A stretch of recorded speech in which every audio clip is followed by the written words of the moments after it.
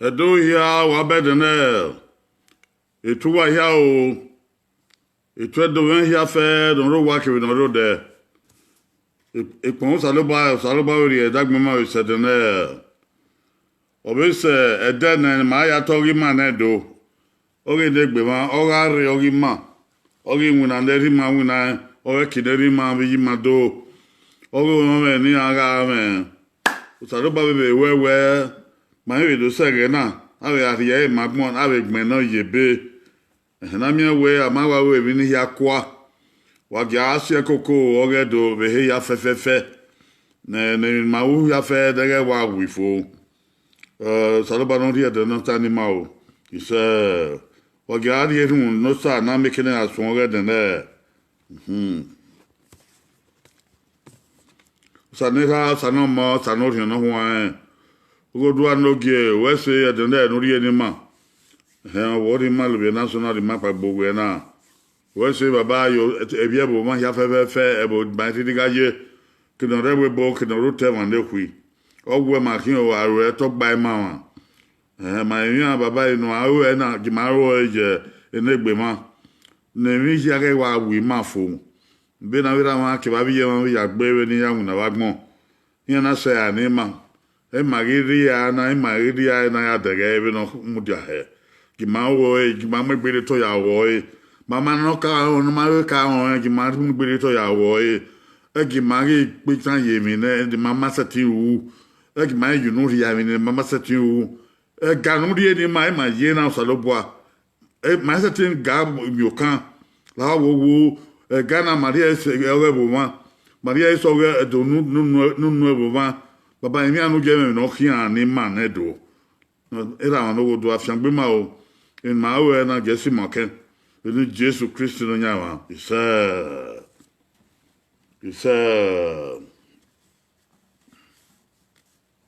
Oge do na ata na ugana o. Ite wi ya rebe ugede no gbera ni do gbon ye ma ni ka mu wa we. No wa tie wo bagbe. What you bagbe e man sati de do we be no diga ye beta mi hold ma tie bo bagbe ma ya fe ma tie bo bagbe ba die onyegbe na do we mi edo tie bo bagbe on yo ni ka we uti otun uti ose we uti de baba wa tie de ye wa tie de ose wa gbara we bo no we tie bagbe okolare na do dan ho ne aga wa betae na oga ru do agwa tae na we na gbugbo he ogun aka na do dan ho na be ho de ogun ye me ge do be de gbetie e na o ma o ka kin ma ya ne mane do we ma ya we o ma wa ga do awo na we ta me bi ma fe ko ata be wa ge do pa do de ba we do dan ho Muda wa yeme we manibuma de dan ho sabe no keke you know with my dere wana ma bun sa ye ala ho o ya bia tun va tun ha gbagbe ba de do dai ho oge ibota oge do na ke bo ge hun oge do ke bo ge ibude oge do wa ya bo kan o oge na ibota oge do Ugbo ibae butedo. Butan mawe na ugbo ibae butedo. Ami ugbo oge evioko. Na yakingo. Abe tanomigo. Abe mi ugbo oge ebiri. Oni yodika ewe okoko elede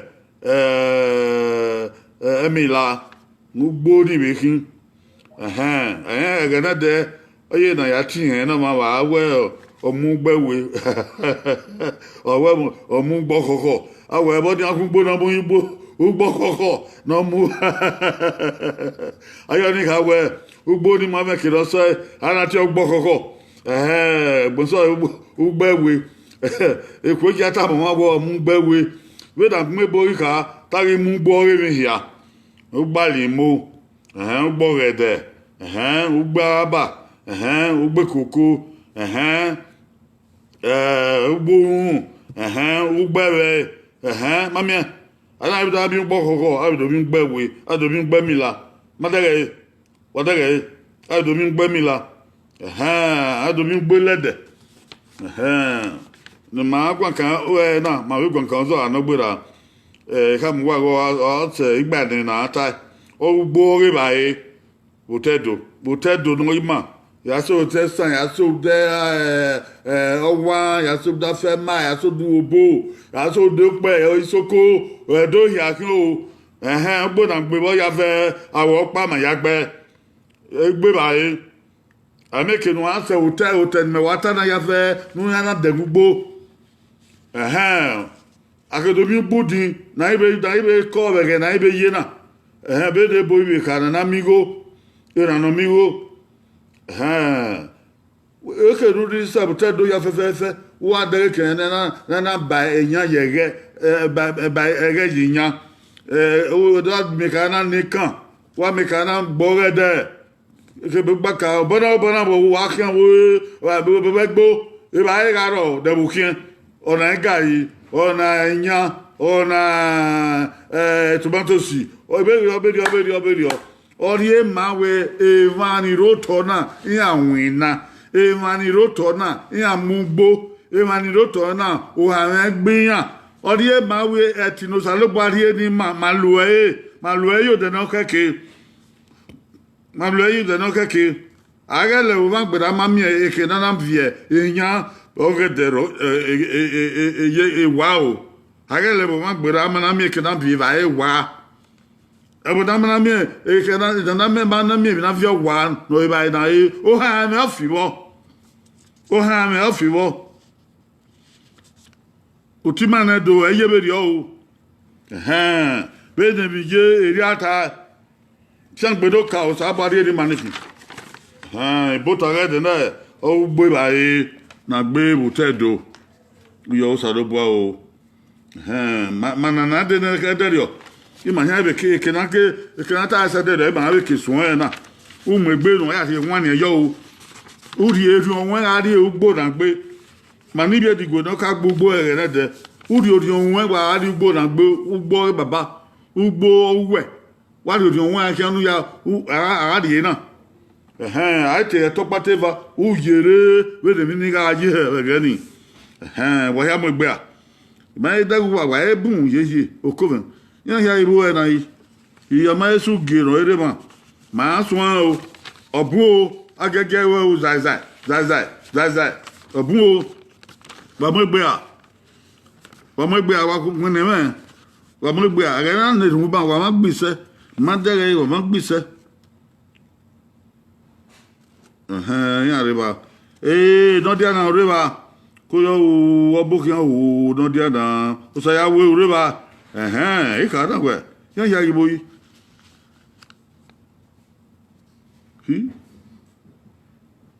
o wa be upiri is breaking on and off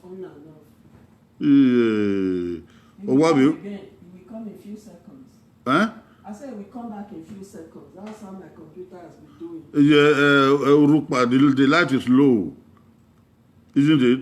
No, the internet is breaking off, on and off. Oh, Lord. If we come again, just give it time. Why go Urupa, obebere yo begere bedian o. Oh. It's not stable.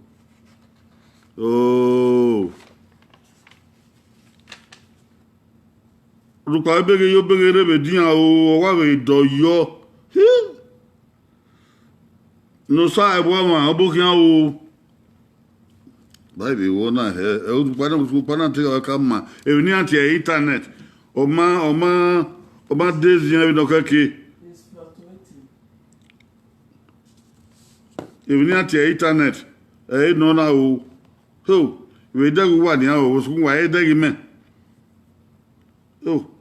wa dagi me a me te dagu wa den no sa ebo ma obokian Peter Desmond obokian ese ozugbo obokian o Vanessa say obokian o amen lo saka obokian o ide wa na kire ba de me oh so me even Is the plug on? Check the plug. Is it well plugged in? yeah it's plugged in The internet is just cut me off too. ni ma ba win na be ba we di o be ye be na ya win na o owo be yo be do yo oh ba ya me we na he o ma wa be gba na inwinable be de nepa be ri upa eri e nene mi be ewu ni ati internet na o ma wa be gba ni an he Cut me off again. This is something.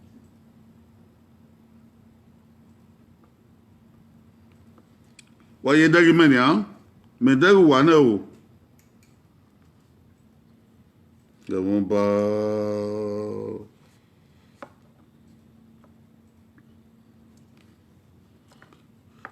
wa ye dagi me wa gbon gun ni en wa dagi me ide wa de suwa amanda su obokian o constant sa ya wa obokian wa dagi me ya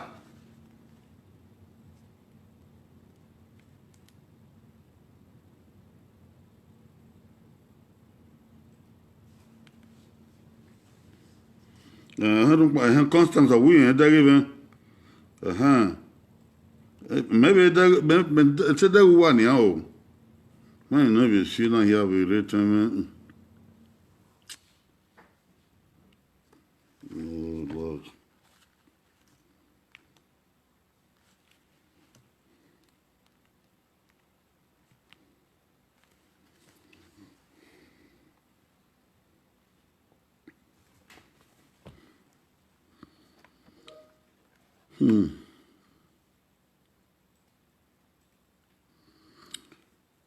te wa de wa te new boy yo so ku mandere a we me to be me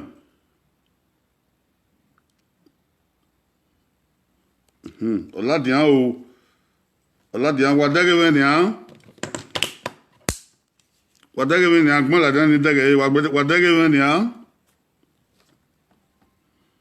ozigbo wa dege we a oshodi wa dege we a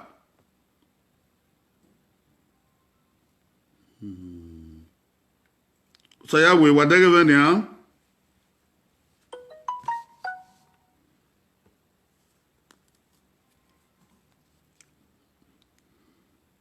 Hello, hold on a second. ozigbo we si Peter Desmond we si wa dege we ça veut dire non Hello? Hello? ça veut dire non agyo ene mi urupa o ene mi o ni ati internet no so e kan magbawu na wana we edi obu Samson imuna ni emuna o ga bege yo begere wa dage me ni akun so lo bo wa ya fe dage ve wa bokian o obota abaseki obokian o akoyo uyo so lo bo usaga uyo so lo bo okay ma so o wa ukeke wa rie me o wa sie me o ugbo na o ugbo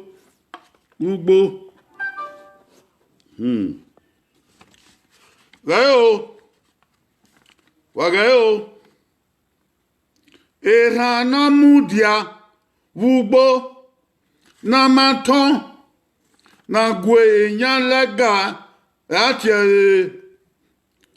nenemi ati oh erana mudia ugbo na maton na gwe nyalega nenemi bo wikin ge na iwa ge ma wa era omudia ugbo amaton amatenani o egbe okeke aradogun iyan legai wa ti erani onagedo wa ti erani bazake koyo jo yeri wabuna o wabuna o ati rani na mu dia bugbo na ma ton gboto ala do aguyan lega ahanyi mi eyi pesi kesa na ma ton kai ama tena ni gboto ama ton gboto wa mu dia ba no yoye ado aguyan lega eyi pesi o ipesi tatu ba wan we we gari ba oni ni mayasi wa na majo we gbe oni ate gari ba o we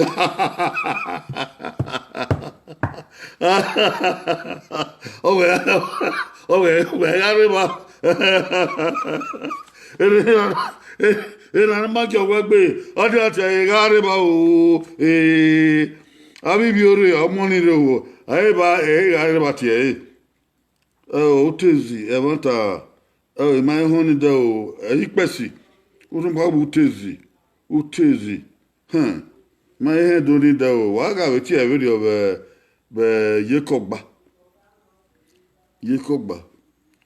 amami na o okian o ikpesi o okian o going okian going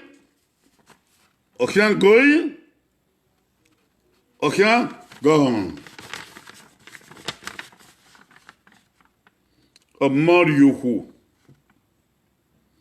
Omoriuhu atiran. Adogu yan legae. Iran ni ati omoriuhu. Bedonge mata wani na waka gunya akeso angwe ye obe agege gueva ha legae kirani omoriuhu wagbon yo to omoriuhu wa o ise wa fi epopo yo o ma yo wa wa fi epopo yo o wa fi epopo yo aso igbe edone do are do tana asobo yegbe asobo yegbe obede o obede o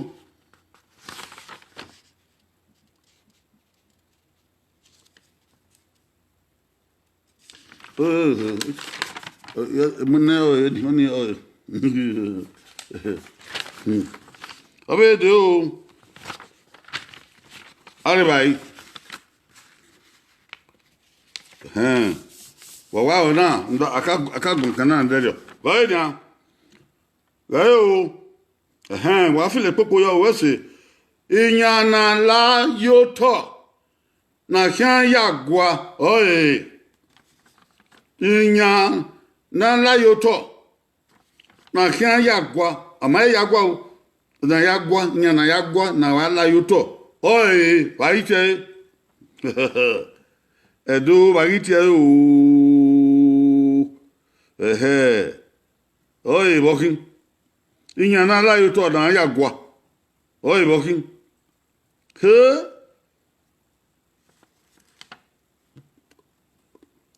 okay wa boda men se a o tun pa we camera mi owo mamu dia se wa ka boda men se a o mani a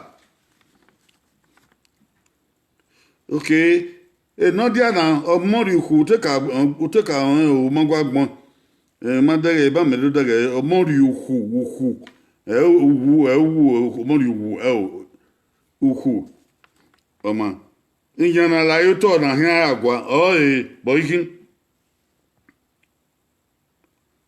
gbin mekana gbin ya fe akara oveni na tie ba ala yoto aya ala kugbo ogore aya ala ke gbobere ado asiegbo ahia agwa ba itie yo pa kan bo mekana so yawe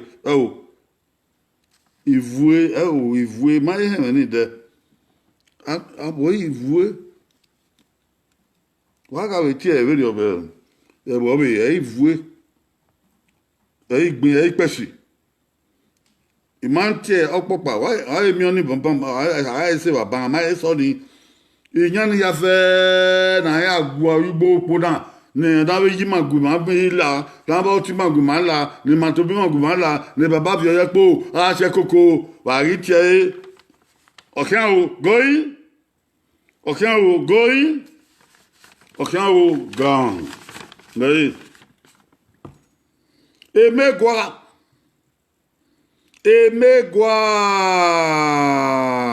ati nyani ya na la yoto na shan ya gwa emegwa ati emegwa oni eva opo boyo eva e don na wa ma gbe eva yeye ma gbe eva obe de ni oko eva wa baku eva wa baku owe de dia anyway nu wa gbene na wa emi ogbe ama esawe ni ye hey de mi eva ni ko ya le la emegwa ona na kebe na kai de mi eva ni ko ya la emegwa emegwa o ba ya vio o me na ya la ala kugbonu pore aya agala ko ogore aya ala ke Canada de ta do ala ere o me na ya mwe bo dan ti ebi evano ona kebe nenemi kebe nenemi boykin almi anoma na emi eva ni ko ya la ìyẹn mi egwa boyikin láti yan egwa van bo wa re o eyi efa ni ko ya la emegwa ya oko abe yo ri a iye bo ma ni ko ya la mi yugbo na ya la mi kugbore oko anahin isa ri an bokan o igbona ke bokan o no ti ana ogbopa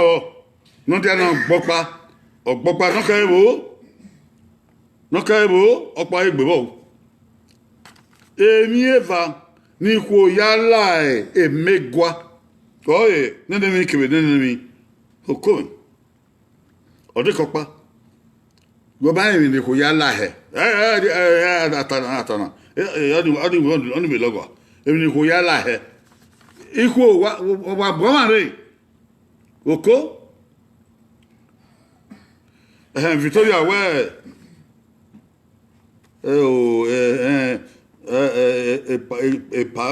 papu ebe pamanku okeki ade ami pamanku na de amayin na ti pamanku ozigbo ogbe meva ozigbo gba o meva wa gbe o so yawe gbogbo bo aye uzopo la megwa uzopo atoni aye uzopo la megwa o Desmond gbogbo bo je gift gbogbo bo ayre bai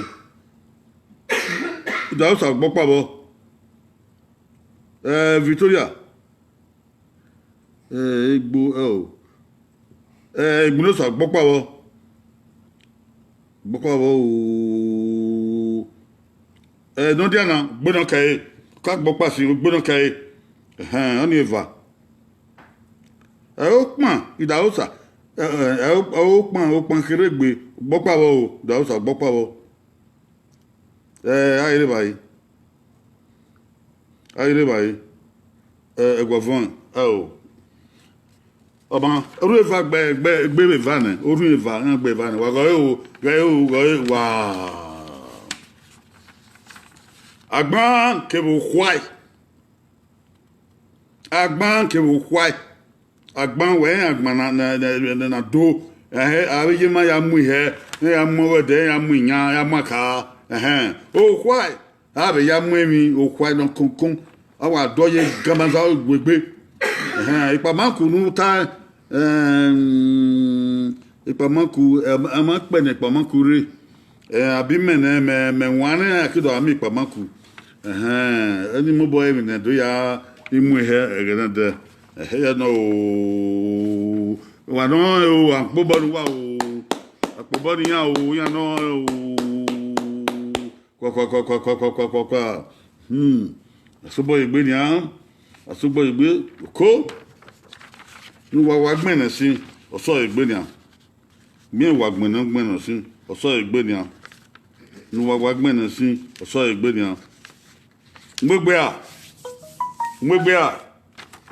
le evien na gwa lo bamba enne ya de age bi don na evien ne he de are nya enne na yagwa de are inya enne na yagwa inya na yagwa are ne awe ne no e ba po pa kekan e o ugunga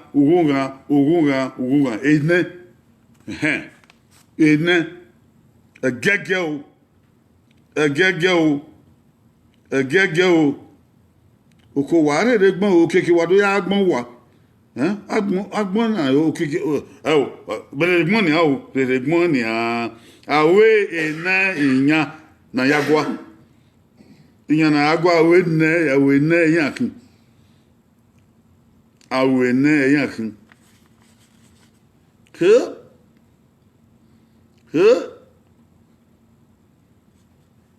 he ni na tijani ka kwa au no kin the kind au no kin e neno ayre bai awon ko okay ya yi wa dere men se oyo wa dere men se wa dere ni o ma we na oko owe ni bi ego se na ebi ego na o ma ni o ma se winu ka yi no dia na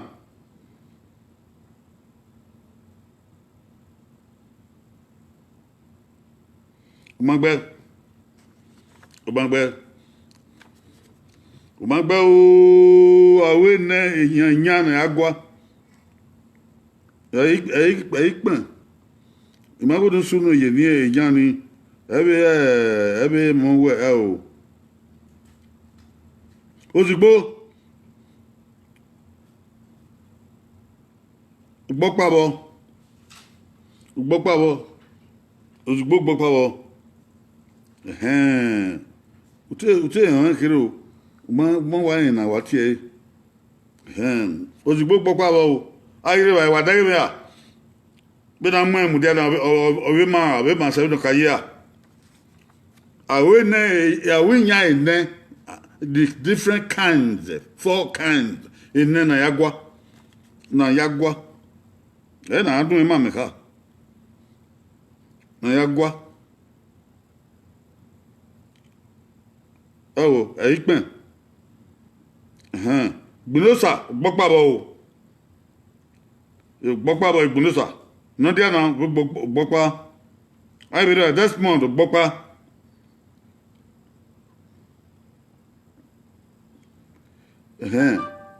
idausa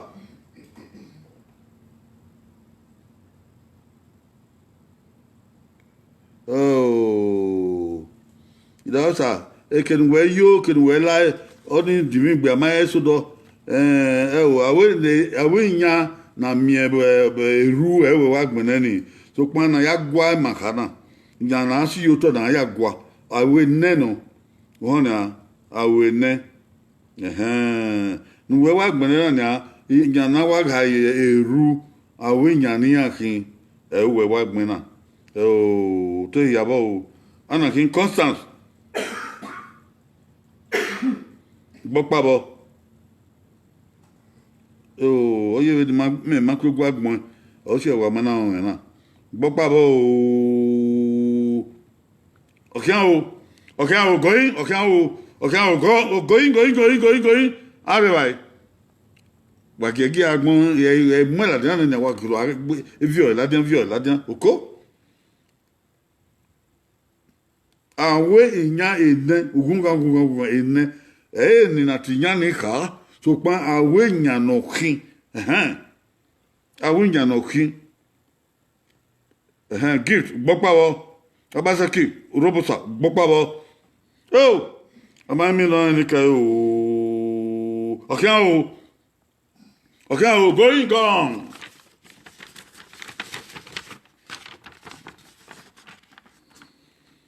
Igbin oni yan ya wa gben yan wa gbo ni ami yan ma oni igbin oni yan ario ohun yan ona huwe oni igbin oso oni yan na da yeru na ate adio be ya dun e ma so pa eso do azo begbe odo azo ohun do azo begbe oso Dama ya gwa ave fian yerin ave fian yake oso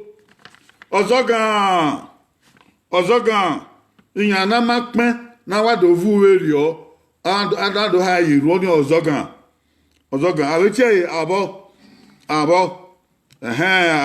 oye iyan na se ayugbo adado mi okeke abo mabe awe nani ayagwa na ayuga na aya lema e ba no ebe ni na tinyani da doge dege no fa no de neku no dege no ba no ebe o ni ano awinya na yagwa awe ne no odege igbin oso ozogan kebe abo opobo yo igbin wa hia wa pon sa gba wa be ge o yazike ogbonso o idausa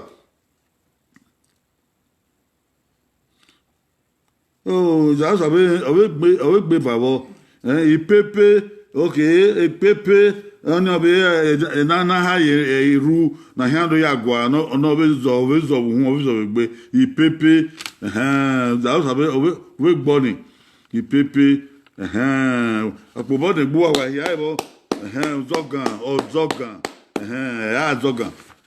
idausa wa gbe ha owo eva eha wa ba o edo ìbànújẹ́ lè bàbá yògbó màdó rẹ̀ mànàlélé bàbá yògbó màdó rẹ̀ yòó màdó tẹ̀rẹ̀ ní bàbá bàmà yòó.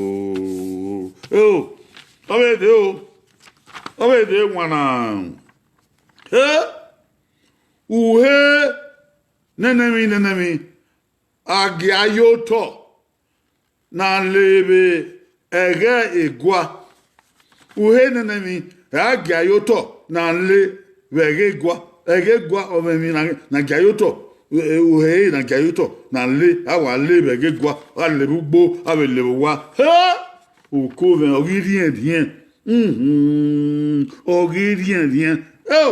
wa no man yibo osuwa uhe nenemi aga yoto na le egegwa na mi ole ebe gego agbera ne ayi mi ole to mami una do le kwe yo ho se me abe le kwe bugbo ya yo abe le wa ya yo ono mi ono lo ni ko wa ke ugba ba de ogesi la o ina diana enya o ayire bai uhe ne mi agia yoto agia uhe no agia yoto anya lebege gwa atekata ba o sokungwa ekuwa banwu na godo enya vi ya fe enya yakin o na tinyana inya ativi ya wa mi ni pa na gwa lowo na tinyana agbon ha won ayire bai idausa ogbe o sanza idausa ogbe elodiana ogbe iya wà èèyàn kọ́kọ́ ni wà bí àti ọ̀rọ̀ ọgbẹ́ ọgbẹ́ ayọ̀ nàbẹ́ kí ó sáyẹn kọ́ ọgbẹ́ Desmond ọgbẹ́ ẹwà ẹ̀yìn yan ọ̀nà ẹ̀yìn yan Blanco Isaac ọgbẹ́ ọ̀nà ọ̀kàhà ọmọ ẹwà àkàhà Basaki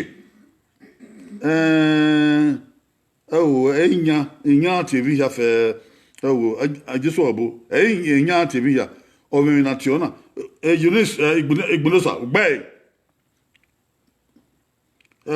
emegua magbe emegua atona emegua igbunoke gbe jiso obo gbe idausa gbe idausa wa gbonfo Vicious Edokpagbe Vicious Ugbe o Esther Joseph Estimo Ugbe Dausa Ugbe Okia o ya wa gbe gan Ohigbin Ohigbin akata ne ban igbin oni ohun eyan no do gbezo na do huwe odo huwe o si aye ne ni o pa wa huwe la oye na do vio e baba yo be no wa bun ni no kokon ni aya mo yo to veri aya igbo averi o oye na mo mi ja veri o no kokon ni adogia adogia oni adovia na yima yan ya le kema yan do ya le ku kema yan do ya le I ave ya so wo o ya ma ori oze e ya wa ze ami le be lo oze oni uhi gbin bege megwa wa ya wa wa ku body buwa megwa uhi gbin no Obede o.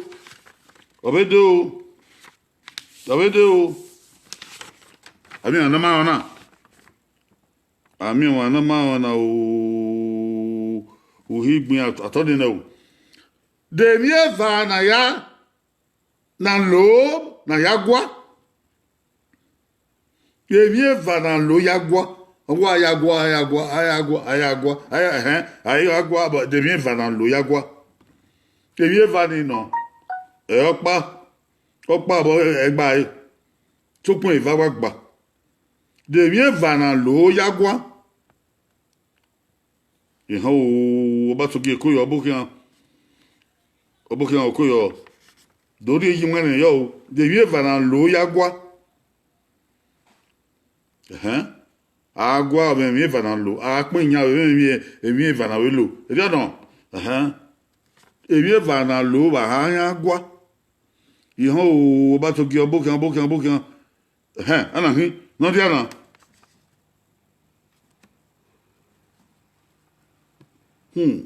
gbogbo o don dia na odike no ke Desmond gbogbo ozigbo gbeva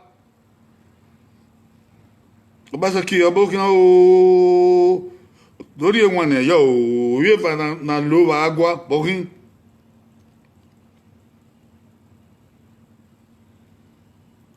Peter Desmond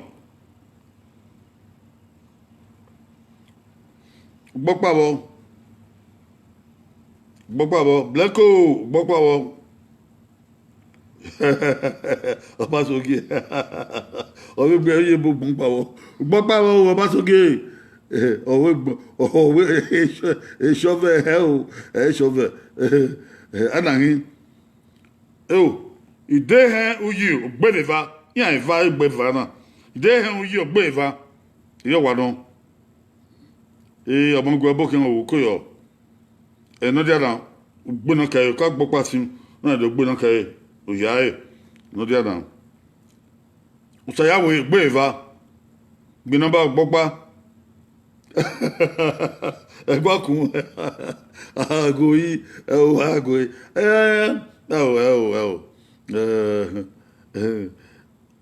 dọ́pẹ́gbé gbẹ́dọ̀kà o Mpogi vana no bena asigo imani o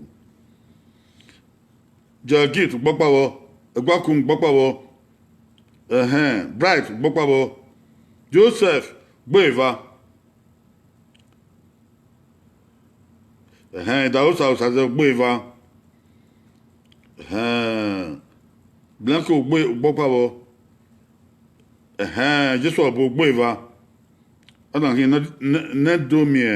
Nedomien gbeva Enini di mata se egu Egbakun gbeva Omo ake gbeva Igbonoke gbeva going down Oya wa nebu wa opia kebegwe aya gwa uri opia ben mwegwe ben aweti aho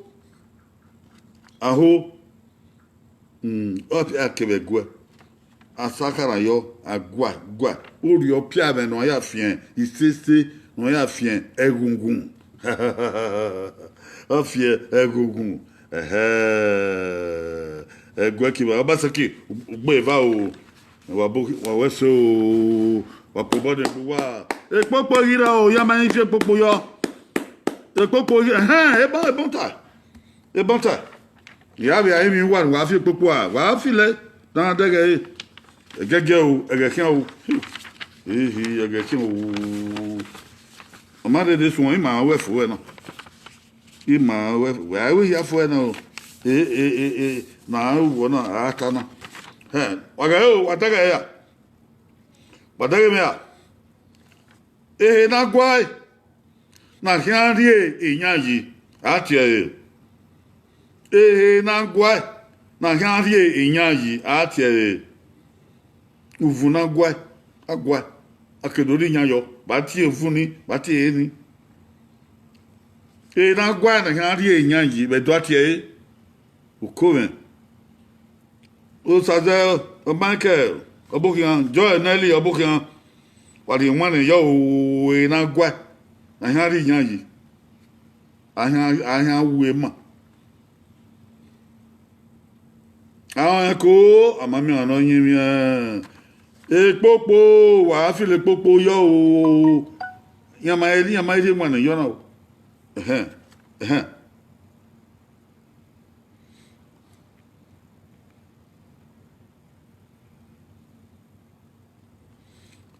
eno dia na won o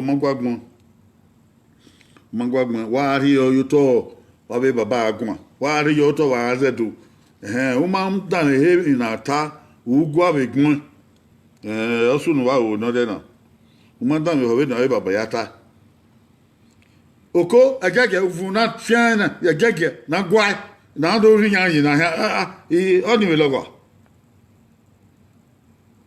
no dara Scotting wa gbe magwagmo kan gbe Blanco Bliss we magwagmo Desmond we magwagmo o saza idahosa ogbe oni ado ugbe o Westios edopagbe uvu won tie uvu no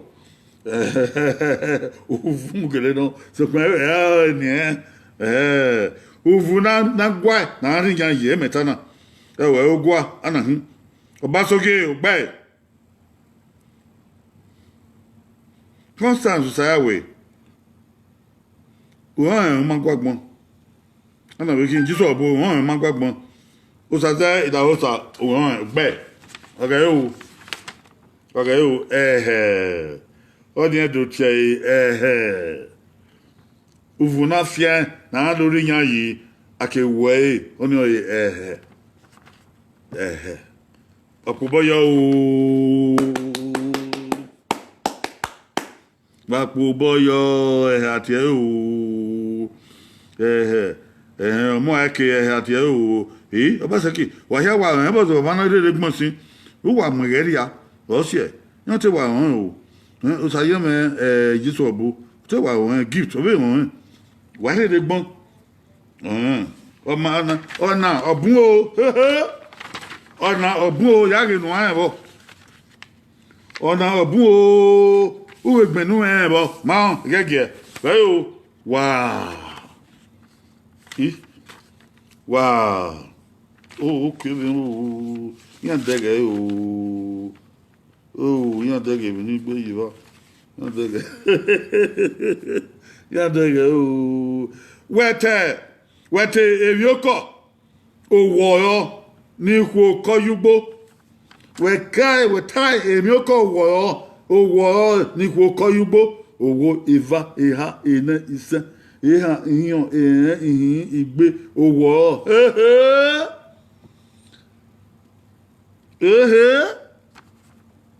Evioko wo ni ku koyugbo. Egege. Duma teva nu ebo. Te anu ebo. Duma ya teva nu ebo gege. Evioko wo ni ku koyugbo. Eri obunwa. Eri owabu. Iko wa keniya eri owa ni wa keniya. Okuno kemi oko wo yugbo efe mare aga ro e ogberangbiri oyama yeye amina akin amina ya no ma oko were gbeta amina akin amina ya no ma kemi oko wo iko yugbo okoven obonka o love gbopa wo ozugbo owo eva eha gbehabo blacko gbapabo so yawen jisobo won gbagbon won but won gbagbon bright gbebabo gbe opa gbe iyan ro blanco gbapabo so yawen gbapabo Desmond gbe eha gbe Desmond bright gbogbo mangbagbon osokun gbe magbe igai rusun ni ko koyugbo yo ayen na yazedo akọ igbo akigai no diana owo eva eha ene gbenebo gift gbogbo joy gbevabo blanco gbogbo nedomie owo eva gbebo iga yo ero ìyàwó ero ana kin edo pegbe owo eva eha gbehabo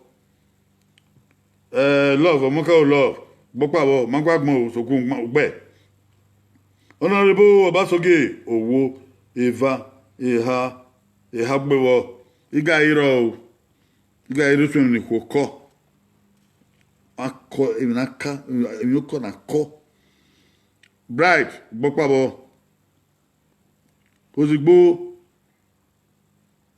gbevavo yata ma me do tie no ka no ba va no gbani eni ebo ni ki o eni no paro ni ye me he na tie gift gbeva igbonoke ugbe ha igbono sa Eunice owo eva gbe ha wo na domien gbopawo omoka o opa munusa gbopa man yo ni ka o munusa sayawe owo eva eha ene gbenebo ya bright gbopawo anaki orobo sa basaki owo eva eha ene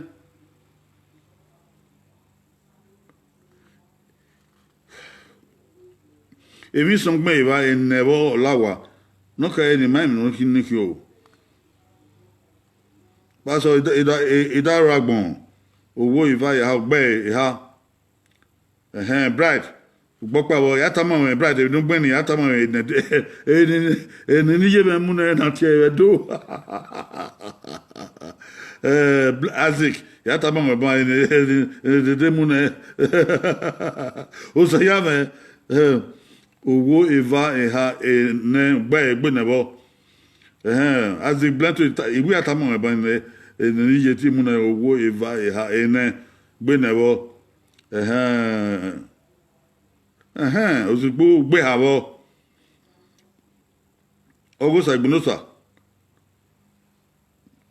gbokwa bo iya yi eni umagwa gbon blinks gbokwa bo Washington owo eva yes owo eva ha ene Constance ugbeva bo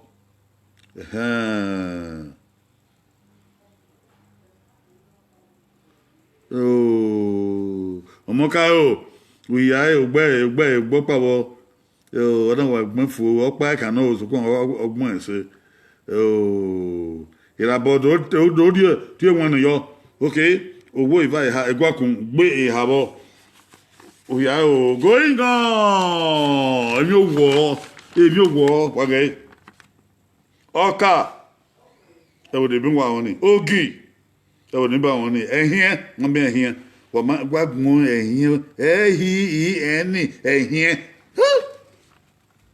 bí wọ́n yà gbọ́n ní yàmá yàgbọ́n ẹ̀hìn ẹ̀hìn ọ ẹ̀hìn ekwe orunfagbọ́n ni ekwe ebáfọ́ orunfagbọ́n ni àárín ẹ̀fìfà umẹ̀kẹ́ orunfagbọ́n ni wọ́n máa wá gbọ́n umẹ̀kẹ́ ọ̀zọ́ ọ̀dọ̀ mme nàtẹ̀ ebumẹ̀kẹ́ umẹ̀kẹ́ kàzọ́ ní kòdò àmẹ́ ebumẹ̀kẹ́ uko àwọn mi ọ̀nà gbọ́n ni uko abiyima kuko adosiẹ lókìkì na ya yẹzẹ na ya dayan uko àbíyáwó fìgbọ̀n ìpòrú ìpòrú cotton wool ọmọ ìpẹ na ya kọ ẹ abiyima yẹn tó ṣe adóríye ìpẹ ní ìwẹrẹ ọdọ ìpòrú na adìyẹ náà ìbá nọgbà ọgọ wa cotton wool ike abọ àmì ẹnu máa ní wọn wíkẹ abọ ọdún gbé wọn wíkẹ abọ ìsáwẹwẹ àti ìbí ní o ìsáwẹwẹ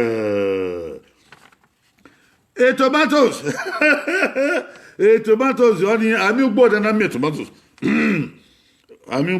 tomatoes èyí ẹ̀ náà mú ẹni nẹ Ye dede na mo na we ye ma na te tomatoes ya te tomato go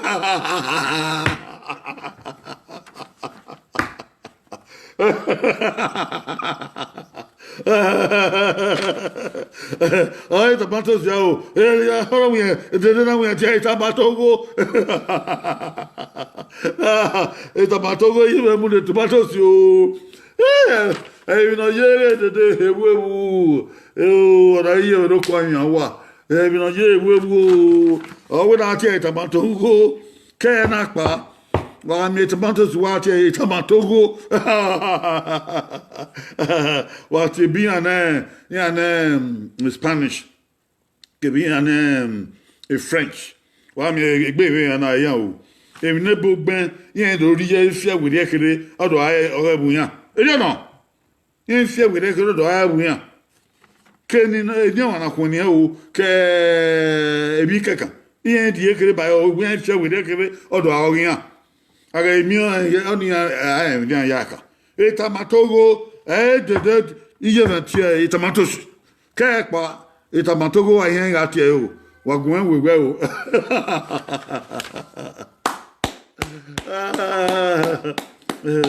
wàdán gbẹ̀n yìí gà yìí wàyà yìí sọ̀kú gà yìí àkọ́ ẹ̀ àgbọ̀ ẹ̀ ọ̀hún à gà yìí àkọ́ ẹ̀ tàgbọ̀ ẹ̀ èmi náà kọ́ ẹ̀ mà náà wà yìí èmi náà gbọ́ yúgbó alùpùpù ẹ̀nà gbéra o àwòrán gbé ju ẹ̀ débọn wà ó dà ọ́ ọ̀wòrán gbé dè wà pò bọ́ yọ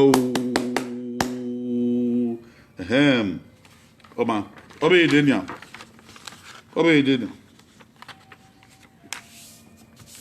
Obe idenia. Yo. Emie ha. Obe he. Na gwa yugbo. Oye. Mami na ta na udan he edu na gwa yi na ta ni wa. Emie ha obe he na gwa yugbo agwa yugbo eta koi. Eta gboe. Emie ha obe na gwa yugbo. Oko? Ehe. Yo. Emie ha obe he na gwa yugbo. Wa temi na koi o mo gbe. Wa temi na gboe o mo gbe. Agwa. Emie ha obe he na ka na taba na according to emie ha obe he na gwa yugbo. Ehe.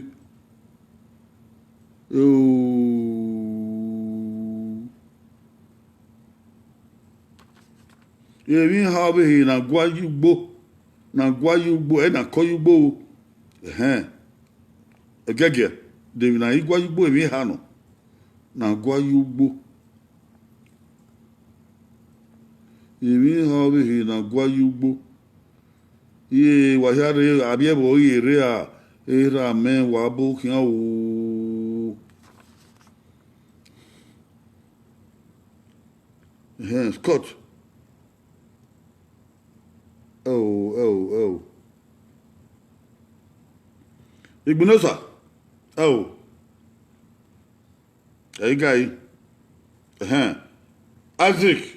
Blanco Blink. Bokwabo. Anakin. Wọ́n o. Wọ́n gbẹ. Egwa kun wọ́n gbẹ.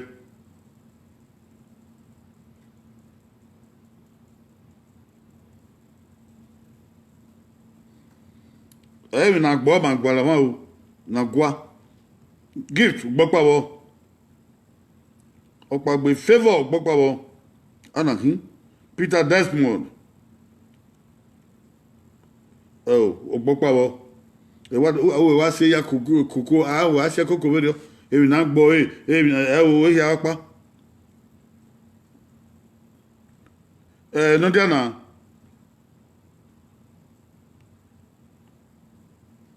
gbevawo no dia na Washington owo Eva gbevawo Edogba gbe owó Eva yari enu Eva mo gbonu kai ozigbo gbopabo omo ka o love gbopabo enje omo be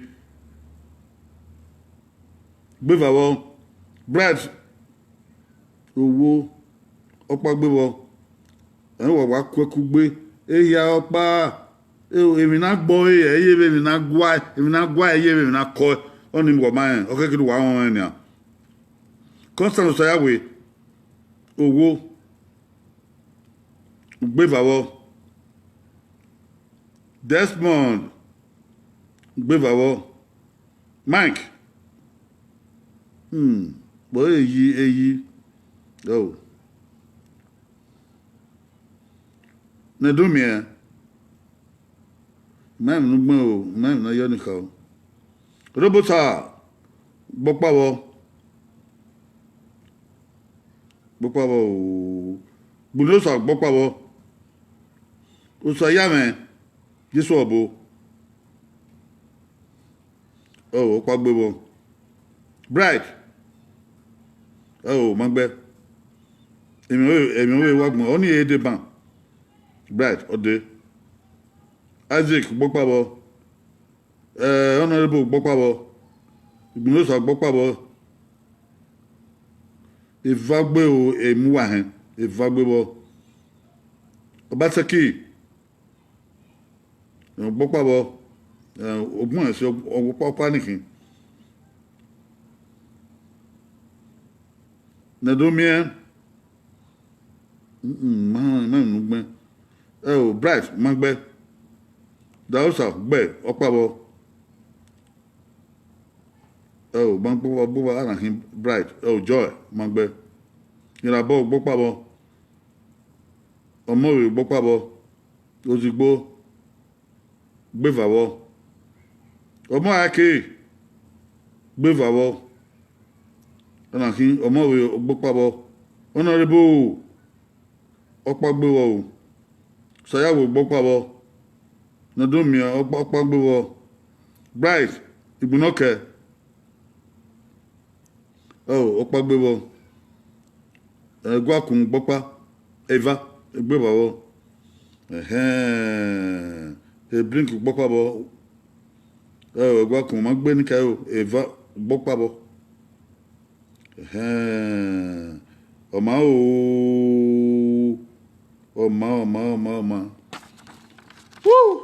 wa akwe ya kugbe were o ha o be he na gwa yugbo agwa eta boy eta koi inya ta gwa yugbo iyoko eso we aka we be gbe were o iyoko aka iyoko eva amie wada ho iyoko aweva amie iyoko aka oni owo iyoko edo oni eva iyoko aka taton ave ya loze akerio e ma so no ka wo were yan ya dun e ma iyoko aka iyoko edo ya dun e ma edo be ya le opekere iyoko edo vanuria wo oma aberi e ba nya ya dun e ma iyoko edo iyoko ka opa iyoko edo to ofwa iyoko ka to ba kere iyoko ka ta ton e uyo sofi gbon yo odo gya yan yo do shalbala yo o ti rin gbe eru ma so eru ma so agbe ban o ba don o ona we wuru eru wa no gbon ni ban o wa ma eru ewu eru abe gwa yugbo agwa yugbo eru wa ya e do ni wa ya ka isa agusa isa well eti ka we agwa be na goyan ogede ai ta gwa agbo mi pa no pa egbin ba ukwere ta gbo emi ha na agwa igbo eru ona agbin ru ni oyedo kin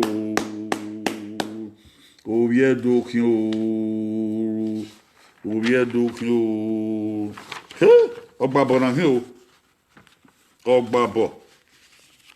ogbabo ami ona ma ona gege gbin hanu bo gege ebi se na gbo yo to oye du mi ania na gwa urano na gbo yo to urano na koi aya sumeba ni ebi ni ko yubo ana do ti na gwa ati na gwa ne na igbo agbo yo to aikana ebi se no ise agbo egege agbo akatai arriba no kata no kanyimie emi se na agbo igbo egege amami no nyimie o emi se na agbo igbo emi se na agbo yuto ugbo iseno agbo agi on koven agege agbon oyolowa isawe ta ko oyiwo ta oko yan so o as a black ogbopa o omuka o love nya agbenyan ozugbo owo eva ogbe habo o ese ozugbo ha gbebo obi edo gbe habo gift ogbokwabo Ayi wele wai. Bright. Ogbokpa bo. Bright ogbokpa bo. Ise na o. Sylvester aga ho wa. Obokin o. Evi se na gbo yugbo dogbon o. Aga wa dogbon. Evi se na gbo yugbo. Na ko na gwa na gbo yugbo. Dere ana kin gwa kun gbokpa bo. Ọmọ we gbeva bo. Oku ohia gbeva bo. Favor gbokpa bo. Ami anu ma ni. Osa no guy gbokpa bo. Sandy Okan de Nadia Okan. Ma ni. Bright gbokpa bo. Gift gbokpa bo. Isaac Owo Eva Eha gbeha bo o. Ohia no dia na Owo Eva Eha Ogbene bo no dia na gbene egwakun gbeva Honorable Obasoge gbeva Eva Eva no va gbewo nuki anu magbo ni ozigbo gbokpa bo Bright gbokpa bo Angel Owo Eva Eha gbeha bo na domien gbokpa bo Ogosa Igbonosa gbeha bo Orobosa Obasaki Owo Eva Eha gbeha bo no ka even yugbo ma o de ma but I mean my yugbo popo Omo ake gbeva bo unquenchable even why Owo Eva Eha ene gbene bo oya o to de kopa Washington Owo Eva Eha ene ogbene okowen o de kopa o egbakun gbeha bo Washington gbene bo dopa gbe opa kan gbe bo oka agboka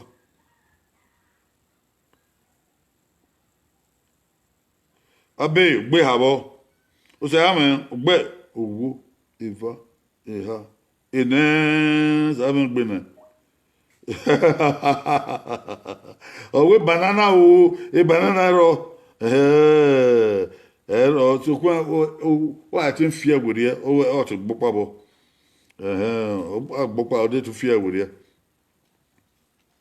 o sa ya wo gbeha bo Sandy 1 2 Eha gbebo Sandy o give to gbokpa bo Vivian gbokpa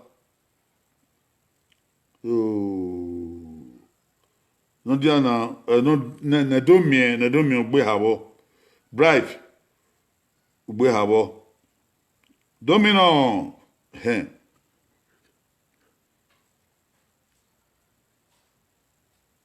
Eva gbebo Domino I na gbo agwa lo na o gbeha bo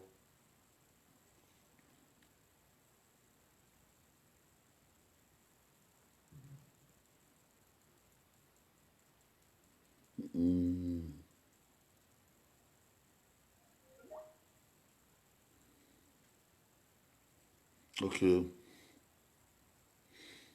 Already bo ya bo averi no gbokpa bo. Bright gbokpa bo o. Joy gbeha bo. Okay, Joy Eva wa ya bo. Evi sen na gbo yo to gbogbo ogede agbo Ediebo tagbo ukwere tagbo igai tagbo oyiwo tagbo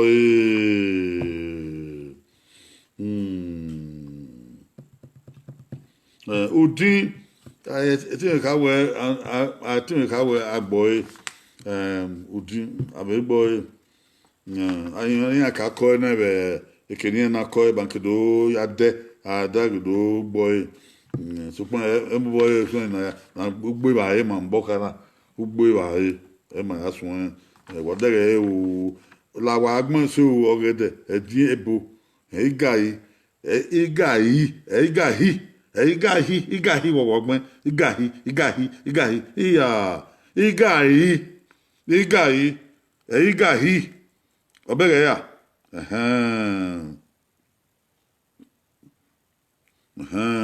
ọ̀pọ̀ bọ́dẹ̀ gbówà o àkókíán o egogo yẹn tó o màá gogo náà yà sùn pa awọ pa màá yà gẹ́gẹ́ wẹ̀ màá yẹ sẹ́wà o yóò kó ọ̀dìnrín gbé èmi ó kọ ihàn nà kọ́ kébé ọ̀pá nà gbọ́ n'ọ̀kìẹ̀ ìhàn n'ọ̀mígọ́ èmi ó kọ ihàn nà kọ́ kébé ọ̀pá nà gbọ́ ọ̀nàdọ̀ ahìhìn ọ̀bẹ̀dẹ̀ ẹ̀dọ̀dọ̀ n'ọ̀kìẹ̀ ìhàn yẹn dùkìẹ̀ n'ọ̀mígọ́ èmi ó kọ ihàn náà o kébé ọ̀pá nà gbọ́ ọ̀nàdọ̀ ahìhìn ìyíyan náà yàrá ìṣèrán yẹn ìdòwà ìrànàmígo owó ìvá ìhà ìdẹ ìsẹ ìhà ìyíyan ìrànàmígo ìrànàmígo dúwọ́dá ìràngbọ́n ìrànàmígo ìyíyan ìhà bọ́ takọ̀ ọ̀pàbọ̀ tagbọ̀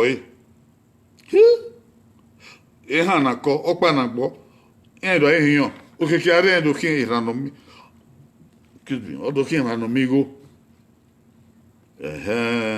aire wa iko aire ba o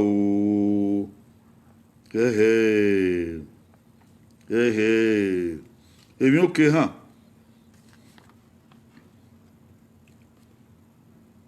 azikọ̀wé òhò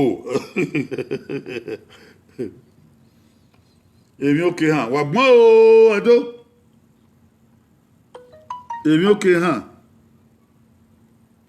kébọ́ pànàgbọ́ ọ̀ndọ̀ ahìyàn òkèkèrè àìwọ̀n kìrà yẹn lókè ìrànàmígo òkúrẹ̀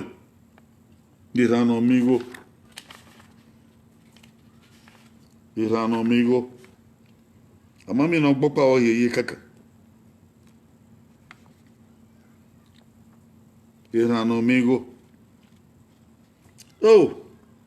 ìrànàmígo yàwó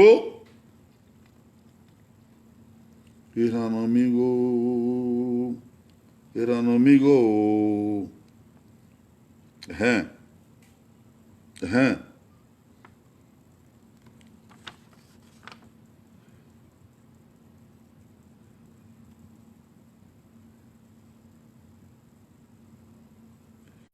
okay ozugbo ya ibo yere gbogbo eyi makana o gbogbo ibaye so pon obe ìyàwó ewo eva eha ene isen ya ibo aremegwe esoro ero na buju gbogbo obe ma obe nbe gbon ni obe ma eso ti ro gbogbo obe ma oruso ni ma we ni akoye yoko wadede egwakun ọkpa kan wagbọn nọdịa na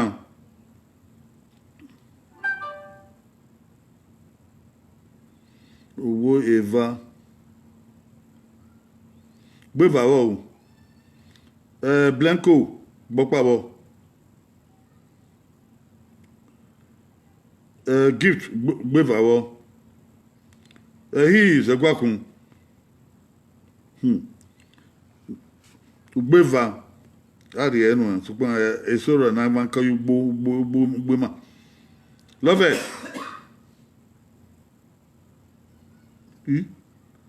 love ma gbe o ka bogi o yan kin ran Bliss, Bokwabo. Love it. So no guy, Bokwabo. Nedomien, Mangbe.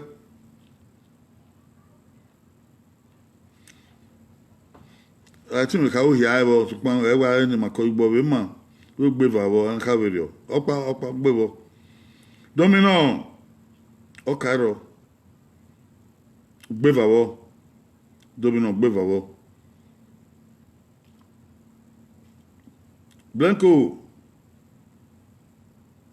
Bokwabo. Love it. Okabo Giro. Gbevavo.